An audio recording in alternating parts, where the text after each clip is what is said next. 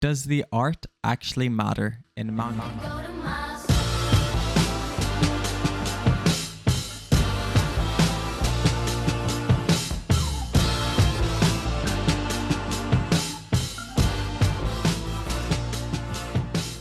There's no question that art is beautiful. But when it comes to manga, does it even matter? Well, I've got an answer for you, so sit back, offer me a tiny bit of your time, and let me explain. Mangaka and artists can spend so much effort and time into drawing every single line you see on a manga panel. You only spend a couple seconds looking at the panel, and most of the time you focus on the text. So why put so much effort in it? So today I'm going to bring to your attention two significantly artistic mangas that I believe the art not only saved the manga, but also might have carried it to its success. And also, we're going to talk about one specific mangaka. The first manga is The Climber. The Climber is a manga about Buntaro Mori. He's a bit of an introvert and a bit of a loner, but he does find meaning through climbing. But he is a bit different from your usual climbers. This guy climbs these challenging mountains at such quick speeds, and he does it all alone, risking his life even more than you already would with a group. And that's not enough for him, because he has his sights set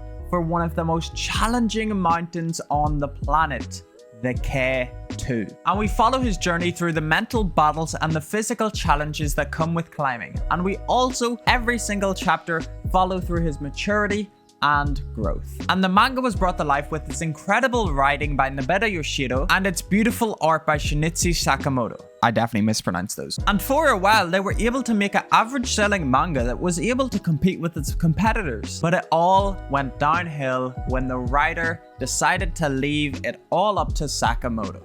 So now Sakamoto was left with no proper writing experience or no knowledge of where to continue his story. So it was quite obvious that the manga was destined to fail.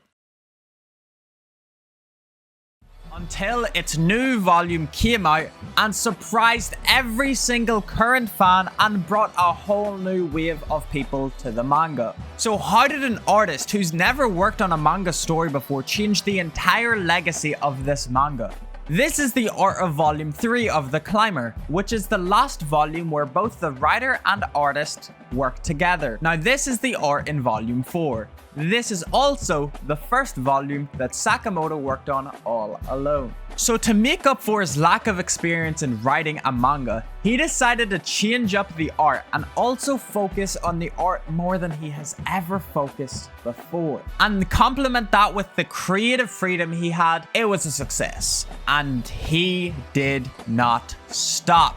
For 14 more volumes, he had a very, very good selling manga and wowed every single person. He was keeping the story simple compared to the competitors he was against, but he was still selling just as much or even more than them. And eventually, with its final volume coming out in October 2011 in Japan, Viz Media decided it's finally time to print out English versions. And I personally believe this will blow this manga up even more than it already blew up. So this shows that the art can give a whole new meaning to a panel you're reading. Because imagine this panel right here, but with art like this.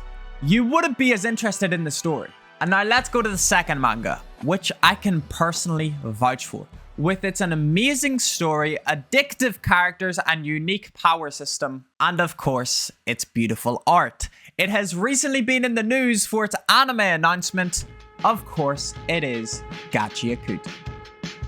A manga I previously mentioned in my last video and also put an S tier, so I can 100% tell you that this manga is good. I mentioned before, it has an amazing story and the characters are so good, you just get so eager to learn even more about it. But none of that would mean anything without the magic from Ki Urana and Hideyoshi Ando. I probably also mispronounced them. They started releasing Gachikuta together in February 2022. And so far have racked up an impressive 13 volumes. A lot of people like to praise this manga for two things: its power system and art style. And of course, in this video, we're gonna focus on the art style. So what makes it so special? it's different. That's the main reason. When you open up a page of Gachi Akuta, it's something you haven't seen before. With its amazing fight scenes drawn by Kei Urana and with graffiti helping add character by Hideyoshi, it makes it pretty hard not to buy at least one volume. And I personally believe with its amazing character designs and graffiti aesthetic, it's become a pretty big selling point for the manga. What the hell is this? Welcome to 2025?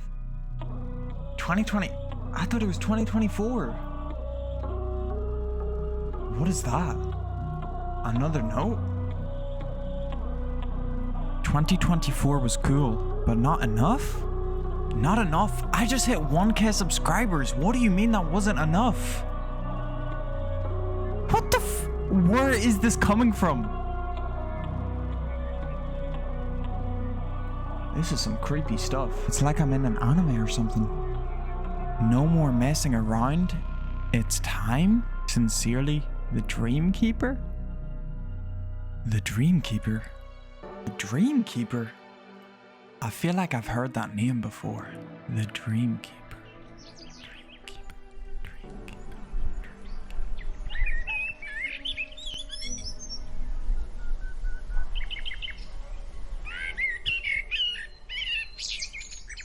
June 14th, 2012. A new manga emerges. And its name?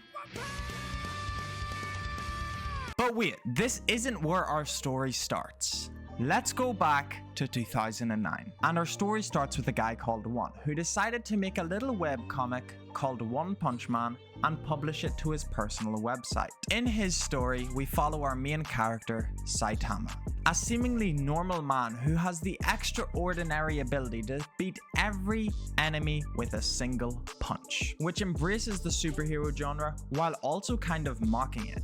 The perfect mix of comedy and action. This quickly launched the webcomic's growth to virality, with it gaining a significant online following, and by 2012 it gained millions and millions of views. And one of those views was from a guy called Yusuke Murata, a renowned manga artist, and he became a huge fan of the webcomic, to the point where he ended up reaching out to One, proposing a collaboration to remake One's webcomic, but with higher quality art.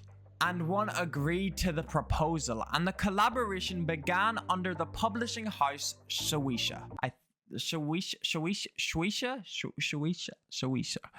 The revamped One Punch Man manga, showcasing Yusuke's highly detailed and dynamic artwork, started publishing under Shueisha's online platform Tonari no Young Jump in 2012. It preserved the comedic and story charm of the original, while enhancing its breathtaking visuals, skyrocketing its popularity. And only 3 years later, it had an anime adaptation by Madhouse, which helped One Punch Man reach absolutely higher levels. But that's not our main focus today. Let's talk about art. What makes the webcomic and the official manga release different? The story itself is sometimes even a carbon copy of the webcomic and always follows the same premise. The only difference is the art. So why did changing the art at such a high level bring it to such a media push? It's simply pleasure. Good art makes people feel good, and that's just the solid truth. There's no question that art evolves the story of manga drastically and in such a good way. So of course the art matters. That's why I always convince many people to take their time with all their creative process, especially when it comes to making a manga. If you guys think any differently, I would love to hear your opinion in the comments. And if you like this video, I would appreciate it so much if you could subscribe and leave a like on the video. It truly helps me out so much. Thank you so much for watching. YouTube personally thinks that you'll like this video, so make sure you watch it. See you guys next time.